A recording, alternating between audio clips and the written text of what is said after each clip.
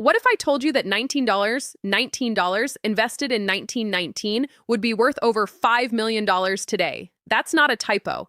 That's the power of saving money and letting it grow over time. And here's the thing, you don't need to be rich to start. You just need to start. Today, I'm breaking down everything a beginner needs to know about saving money. How much to save, how to actually do it, and how to make it stick. First, let's clear something up. Saving money and investing money are not the same thing. A lot of people use these words interchangeably, but they play very different roles in your financial life.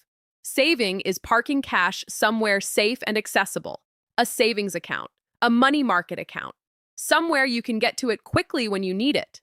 Investing is putting your money into assets like stocks, bonds, or real estate with the expectation that it'll grow over time. The catch with investing is that it can go down for years before it goes up. Both matter.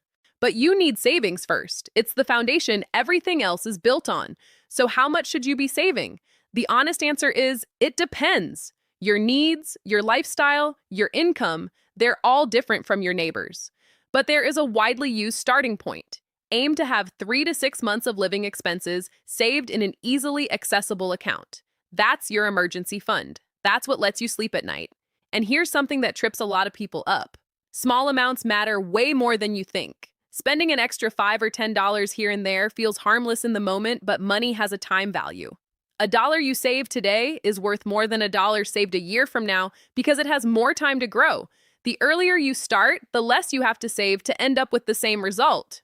Now, the most important savings habit you can build, and this one is backed by decades of research, is called paying yourself first. Here's what that means. Before you pay your rent, your bills, your subscriptions, anything, you put a set amount into savings. Most people pick a percentage, like 10% of every paycheck. You treat your savings like a bill you owe yourself. The rest of your money covers everything else. The reason this works is simple. If you wait until the end of the month to save whatever's left over, there's usually nothing left over. Paying yourself first removes that temptation entirely. If saving still feels hard, there are a few tricks that actually work.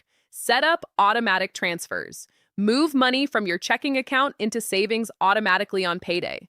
The money you never see in your checking account is money you won't spend. Apps like Digit can do this for you automatically, moving small amounts you won't even notice. Make it a game. Challenge yourself to spend $100 less this month. Walk instead of taking the bus. Order water at dinner.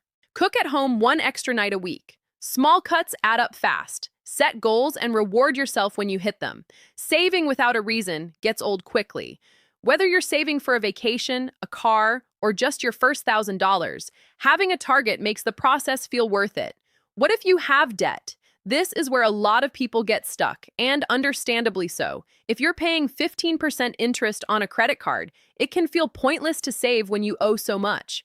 Here's the approach that works. Tackle high-interest debt aggressively, but don't wait until it's gone to start saving. Build both at the same time. Even $25 a month into an emergency fund means that when something unexpected happens, and it will, you're not just piling more debt on top of debt. For lower interest debt, it can actually make sense to pay it off slowly while you put money to work in savings or investments that earn more over time. One more thing worth mentioning, the hardest milestone in building wealth is the first one. Legendary investor Charlie Munger said it best. The most difficult hurdle to financial independence is saving the first $100,000. Once you're there, doors open.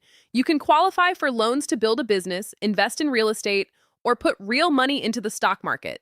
Getting there takes time, discipline, and consistency, but it starts with the saving habit, no matter how small. So here's your takeaway. Start now, start small, and pay yourself first. Automate what you can, cut what you don't need, and keep your eyes on the long game. The families who bought that single share of stock in 1919 weren't wealthy. They just saved $19 and made a smart decision. You can do the same. If this video helped you, give it a like and subscribe. I put out new personal finance content every week. And drop a comment below, what's the first savings goal you're going after? I'd love to hear it. See you in the next one.